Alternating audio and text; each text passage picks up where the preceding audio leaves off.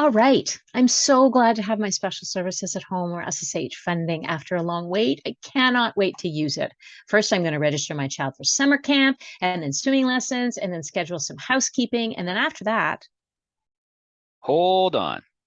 While this is exciting, there is only so much funding available each year for each child. There are also rules for how and what the funding can be used for. The Ministry of Children, Community, and Social Services, or MCCSS, observes a funding year. This funding year starts April 1st and runs until March 31st.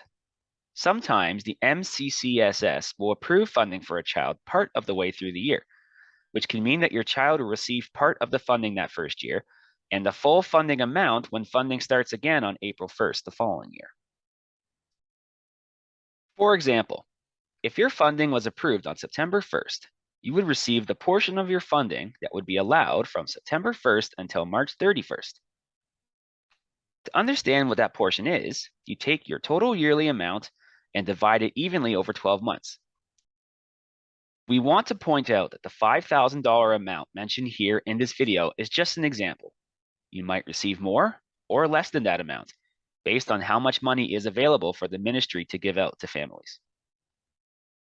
Also, you cannot submit expenses you have from before you received your approval letter. For example, if you received your approval letter on September 1st, then expenses dated before then are ineligible. so then what expenses can I use my SSH funding for?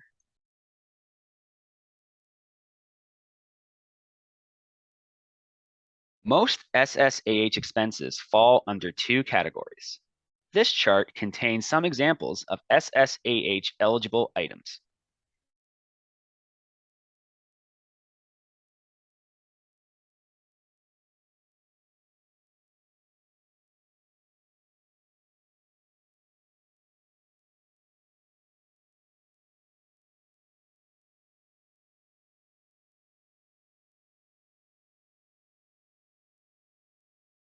What do I do if I'm not sure something is an eligible expense?